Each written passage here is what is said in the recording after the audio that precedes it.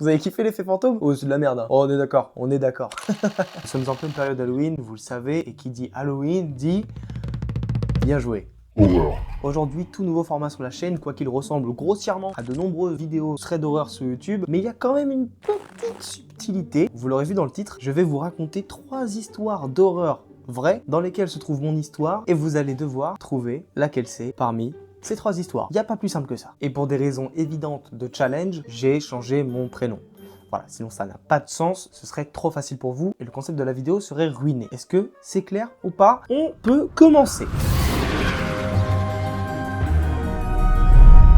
Nous démarrons la vidéo avec la première histoire, celle de Léo, qui au moment des faits n'a seulement que 12 ans. Pendant les grandes vacances, sa famille et lui partent en Italie, plus précisément dans le sud de l'Italie, vers Naples. Alors ça fait déjà 3 ans que tous les ans ils partent en Italie, et comme d'habitude, il loue une maison de vacances proche de la plage, mais première chose étrange, Léo remarque que la salle de bain est à l'extérieur de la maison. Bon, effectivement, c'est un peu chelou, mais il n'y a rien d'alarmant. Alors c'est la première fois que cette maison est mise en location, et donc les propriétaires, évidemment, ils disent à la famille de bien faire attention à tout, ils leur montrent bien chaque pièce, chaque recoin, chaque détail, à ce qu'il faut faire attention, à quoi il faut faire attention, etc. etc. C'est normal, ils prennent vraiment leur prévention de ouf. Mais les proprios, ils insistent sur un petit truc qui personnellement me mettrait un léger froid dans le dos quand même. Ils disent, pensez bien à fermer les volets à clé, il y a eu dernièrement des tentatives de cambriolage. Vous sentez la douille venir là? Bon, ça va venir, ça va venir. Bon, la première semaine se passe quand même bien. Ils vont à la plage, ils font des sorties de famille, ils découvrent la ville, etc. Bref, vraiment, ils passent des bonnes vacances en famille. Tout se passe à merveille. Léo précise quand même qu'ils n'ont pas de réseau. Enfin, c'est même pas un peu, c'est vraiment ils en ont pas. Donc pour communiquer, c'est un peu compliqué. Et il tient à le préciser parce qu'en vrai de vrai, ça va être important dans l'histoire. Et autre chose que Léo précise, il dort avec ses 2 sœurs et que l'une de ses 2 sœurs est tombée malade, donc elle ronfle la nuit. Parce qu'elle a un rhume. Léo, t'en fais pas, t'auras des problèmes beaucoup plus graves plus tard, mais tu le sais pas encore, on te pardonne. Mais bon, ce petit détail a quand même une importance parce que, à cause de ce ronflement apparemment très monstrueux, Léo il dort plus de la nuit, il a de plus en plus mal au crâne à cause de ça, parce qu'en plus de ça, ils font beaucoup d'activités, donc Léo au bout d'un moment il en peut plus, Léo il est fatigué. Ce matin on est à la plage, mais l'après-midi je reste à la maison. Voilà, c'est ça que Léo il dit à ses parents. À cause d'un ronflement, on est d'accord, c'est un peu de la merde. Donc cette journée-là, Léo, il rentre à la maison, sa famille repart, et vous vous doutez bien que c'est à ce moment-là, oui, exactement, que c'est à ce moment-là que les emmerdes vont commencer. Comme Léo n'a que 12 ans à ce moment-là, il n'a pas de téléphone. Mais bon, son père, il lui laisse le sien, au cas où il s'ennuie, il peut jouer dessus, et puis même s'il arrive une merde, et ben il peut appeler secours. Bref, son père est un père responsable. Donc quand il est tout seul chez lui, Léo, comme il est très fatigué, il essaie de faire une sieste, mais il n'y arrive pas. Voilà, donc il va falloir revoir le concept de la fatigue, Léo, parce que tu me casses les couilles. Et en même temps, j'ai envie de vous dire qu'heureusement, il n'arrive pas à dormir. À peine 10 minutes plus tard, il entend quelqu'un sonner chez lui. À ce moment-là, Léo, il est un peu surpris, mais bon, il se dit que ça doit être un voisin qui est un peu étonné que la maison soit en location, qui essaye de faire de la discussion, voilà, d'essayer de connaître qui a pris cette location-là, et pourquoi, qu'est-ce qu'ils vont faire dans la ville, tout ça, etc. Mais Léo, il va pas aller ouvrir la porte. Il n'a pas envie. Il n'ouvre pas aux inconnus. Il a bien été éduqué, c'est d'accord, ok. Mais on ressonne, donc là évidemment, la chose à faire c'est d'aller réouvrir la porte. Non, Léo lui s'en balèque, il fait sa meilleure Game Brawl Star, il s'en bat les couilles, il y va pas du tout. Par contre, à peu près 5 minutes plus tard, il entend un bruit métallique provenant du jardin. Une sorte d'outil qui tombe ou quelque chose dans le genre, mais pour lui c'est encore rien de grave. Donc au bout d'un moment, bah Léo tu nous fais chier, hein, je l'ai déjà dit au début, tu nous casses les il va peut-être falloir commencer un peu à s'inquiéter. Un bruit métallique, genre un outil qui tombe dans le jardin, sachant que t'es tout seul, faut faire le lien. Donc à la place d'aller voir dans le jardin, il va tranquillement aller faire pipi, parce qu'il a envie de faire pipi. Et c'est en s'asseyant sur les toilettes qu'il regarde à travers la fenêtre et voit un homme qui se dresse devant lui. La tête penchée et la langue pendue. Cet homme reste fixe et Léo est complètement pétrifié à ce moment-là. Mais Léo se dit que l'inconnu l'a pas vu à cause ou grâce au contraste qu'il y a entre la lumière du jardin et la lumière des toilettes. Dans sa tête, à Léo, l'inconnu devant lui est clairement un fou et au premier sens du terme. Pris de peur, il se dirige vers la chambre de ses parents tout en passant par la cuisine pour prendre un couteau et possiblement se défendre au cas où l'intrus rentre dans la maison. Et juste après ça, et là Léo, très bonne idée de ta part, il va faire mine d'appeler ses parents et ses sœurs dans la maison comme si tout le monde était là. Évidemment, comme il n'y a personne dans la maison, il n'y a personne qui répond et l'inconnu n'est pas dupe, alors il va continuer son petit rodage autour de la maison. Je sais pas si rodage ça se dit, mais on se comprend entre nous. Bon, par miracle, il y a du réseau sur le téléphone de son père et Léo va envoyer des messages à tous les contacts que son père lui a dit d'appeler au cas où il lui passait une merde parce que ce sont des contacts de confiance et ce sont des gens qui répondent très vite. Léo leur envoie alors « Dites à mes parents qu'il y a un fou à la maison, il faut qu'ils reviennent au plus vite. » Au bout du 5e message envoyé, l'homme essaye de rentrer par la baie vitrée du salon, qui est le seul endroit où la famille n'a pas pensé à fermer les volets à clé. Petit rappel, le propriétaire a dit « Fermez bien tous les volets à clé la nuit ». Quand vous n'êtes pas à la maison. Léo voit distinctement la silhouette de cet homme. C'est un homme blanc, chauve, mince et moyennement grand, environ 1m75. Et Léo, quand il voit ça, il se dit bah c'est mort physiquement, je peux pas lui faire face. C'est mort. Après c'est normal, t'as 12 ans, mais c'est mort. Mais bon, Léo décide d'activer son dark mode. Il prend le couteau, se dresse devant la baie vitrée et essaye de passer plus imposant que ce qu'il n'est vraiment. Il crie de toutes ses forces, il frappe contre la baie vitrée avec le couteau, je vais te tuer, je vais te tuer. Et heureusement pour lui, bah ça fonctionne. Léo il voit le mec partir, mais même si le mec il part, Léo il continue de crier, il en peut plus. Et une fois que l'inconnu a totalement disparu du radar, Léo il s'assoit et il attend l'arrivée de ses parents. Lorsqu'il attend, il n'entend plus rien. Et dans ce silence, chaque petit bruit, par exemple des bruits de maison, des feuilles qui bougent dehors, le bruit des oiseaux qui volent au-dessus du jardin, bah tout ça, ça le fait paniquer à mort. 30 minutes s'écoulent et malheureusement pour Léo, le bruit métallique du début de l'histoire revient. À ce moment-là, il stresse, mais entend le bruit de la porte s'ouvrir. Il se retourne et voit son père débarquer dans la maison. Léo, qu'est-ce qu'il fait? Il se jette dans ses bras et s'effondre totalement. Pour conclure cette histoire, Léo et sa famille vont faire le tour du jardin, mais ils vont voir personne. Le fameux bruit métallique du début et de la fin de l'histoire était en réalité une cuve de fioul à gaz déformée par le poids de l'inconnu qui était située au fond du jardin, lui permettant ainsi de s'introduire dans la maison. Ils font quelques fouilles et retrouvent chez le voisin un tournevis perdu sûrement en cours de route lorsque l'inconnu il s'est échappé, et en voyant ça, la famille déduise pour de bon que c'était un cambriolage. Alors maintenant, si on me dit que la maison que je loue en vacances a été cambriolée, je me casse loin d'ici.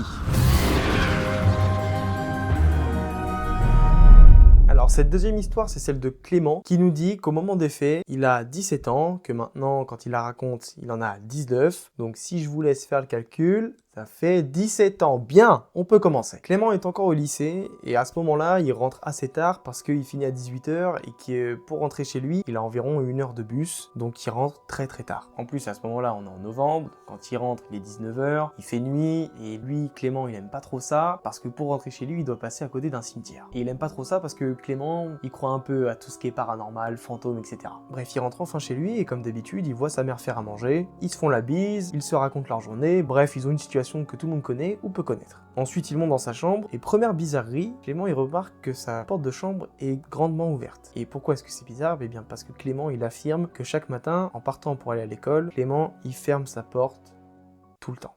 Alors directement, il va demander à sa mère si c'est elle, si elle n'a pas déposé du linge propre ou est rentrée pour quelconque raison. Et sa mère lui dit « Non Clément, c'est pas moi, j'étais pas à la maison, t'as juste dû oublier de la fermer en partant ce matin ». En entendant ça, Clément il se dit sûrement que c'est ça, qu'il a juste dû oublier pour une fois, mais quand même, venant de lui, c'est très louche. Quand il retourne voir sa mère, il prend le temps de bien refermer sa porte de chambre, parce que pour lui, il pense qu'il y a un truc qui va pas. Donc il la referme et il va voir ce qui va se passer. Avec sa mère, ils ont un petit rituel du soir, c'est qu'ils aiment bien manger devant scène de ménage. Mais bon, ce soir-là, Clément, il est un peu fatigué. Il a eu une dure journée, il a eu des contrôles, tout ça. Il en a marre. Il veut aller dormir, Clément. Clément, pour aller dans sa chambre, il faut qu'il monte des escaliers. Et vous vous doutez bien que la porte, elle n'était pas fermée. Alors là, Clément, il se précipite pour aller dans sa chambre, pour voir ce qui se passe, mais il peut pas. Et pourquoi il peut pas? Parce qu'il s'arrête net devant sa porte. Et pourquoi est-ce qu'il s'arrête net devant sa porte? Eh bien, il nous dit que à ce moment-là, s'il rentrait dans sa chambre, il allait lui arriver quelque chose de très mal. Il reste pétrifié pendant 10 minutes devant sa porte. Il dit que c'était les 10 minutes les plus longues de toute sa vie. Et sans aucune raison, il n'a pas trop le souvenir de comment ça s'est passé, il pouvait se remouvoir et aller dans sa chambre et tout allait bien. Il est rentré dans sa chambre, il a allumé les lumières, il vivait sa meilleure vie, comme si ce qu'il venait de vivre ne s'était vraiment jamais passé. Le lendemain, il en parle à sa mère et sa mère, elle lui dit que faut pas trop s'inquiéter. À vrai dire, sa mère, elle aussi croit un peu au monde paranormal. Elle lui dit que de temps en temps, elle aussi, elle sent des courants d'air assez froids, parfois elle sent des odeurs de vieux, un peu des odeurs de vieilles maisons, de vieilles personnes, qu'elle lui dit que des choses paranormales dans la maison, c'est pas inhabituel non plus. Mais bon, Clément, il est hyper choqué quand même de ce qui lui est arrivé. Il pouvait pas appeler sa mère, vraiment, il ne pouvait pas bouger du tout pendant 10 minutes. 10 minutes, c'est extrêmement long. Et d'un coup, comme ça s'est arrêté. Voilà, pour lui, c'est quand même très bizarre. Alors aujourd'hui, même si sa mère lui a déjà dit qu'elle a déjà ressenti des petites présences paranormales, etc., Clément, il a toujours pas d'explication à ça. Alors, est-ce qu'il croit sa mère? Est-ce que c'est une vraie présence paranormale? normal? Est-ce que c'était un mauvais rêve tellement réaliste qu'il a eu l'impression de le vivre? Ou bien c'était peut-être juste un léger AVC? Voilà, c'est possible aussi. Cette histoire nous est contée par Hugo et il tient à préciser que cette histoire il la raconte pour prévenir les gens si jamais ce genre de situation leur arrive. Alors Hugo habite dans une petite ville de campagne avec son père et le soir des faits, il devait aller dîner chez sa mère qui habite dans un village voisin. Alors la soirée chez sa mère se passe super bien, voilà, il mange super bien, il fait des petits jeux de société avec sa maman, ça se passe comme ça doit se passer et il repart dans les alentours de minuit. Pour le retour, Hugo nous explique que pour sortir du village où habite sa mère, c'est assez compliqué parce qu'il y a pas mal de travaux qui sont dispersés un peu partout dans toute la ville et il aime pas trop ça parce qu'il doit prendre une sortie qu'il aime pas trop. En même temps, je comprends vu la complexité de la sortie. Je cite. Il doit passer sous un pont, dans un virage, prendre la sortie à gauche, juste avant le passage à niveau pour faire le tour de la ville sans passer par le centre. Mon gars, pourquoi est-ce que tu te compliques autant la vie? Ah, parce qu'il y a des travaux. Ouais, bon, bah d'accord, bah je te l'accorde. Bon, malgré ça, la route se passe plutôt bien. Voilà, il met sa musique à fond dans la voiture, il kiffe sa vie. Il n'y a rien d'anormal à signaler.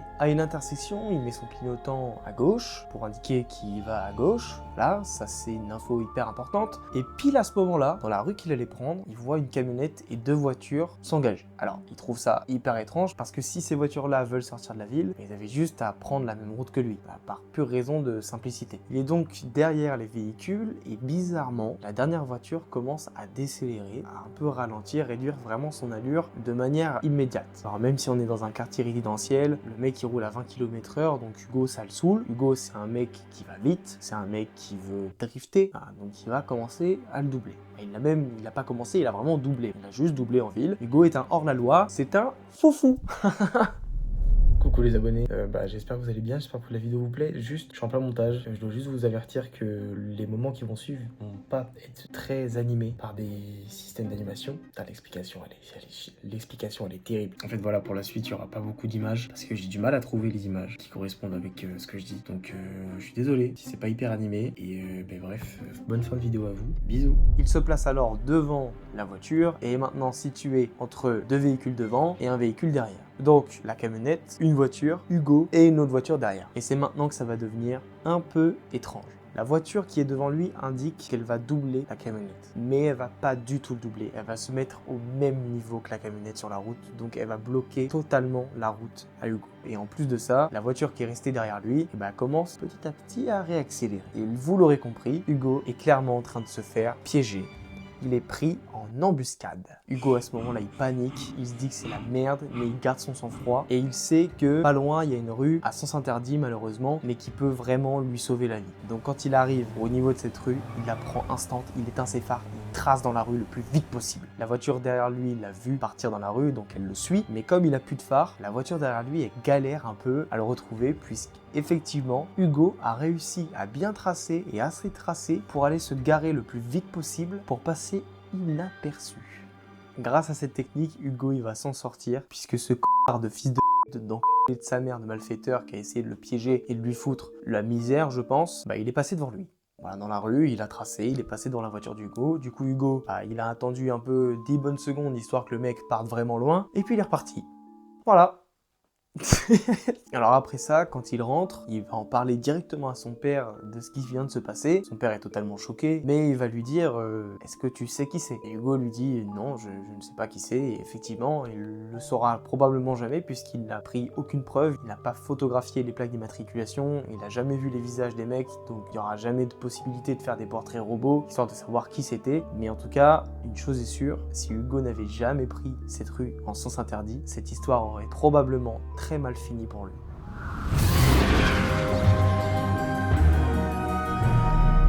Et voilà les amis, c'est déjà la fin de cette vidéo. Et oui, ça passe vite, je sais. Mais moi c'est si long à tourner, putain. En tout cas, j'espère que cette vidéo vous aura plu. Hâte de voir les commentaires pour voir si vous avez trouvé quelle est mon histoire parmi les 3 histoires que je vous ai racontées aujourd'hui. Et je vous rassure, normalement c'est pas hyper compliqué, il y a quand même pas mal de détails qui font que mon histoire, c'est celle-là. J'arrive pas à dire mes phrases, là j'ai du mal. Mais bon, même si c'est pas compliqué, on sait pas, il peut y avoir des débiles. on sait jamais. Faut penser à eux, hein, les débiles, hein, ce conte de tuiles. J'espère que ce format vous aura plu. Et si c'est le cas, eh bien, on n'hésite pas à mettre le petit pouce bleu, à s'abonner, à mettre la cloche. Et pourquoi mettre la cloche? Pour recevoir les notifications. On sait jamais, peut-être y avoir un épisode 2 l'année prochaine. Ou avant, pas forcément pour la période d'Halloween. Voilà.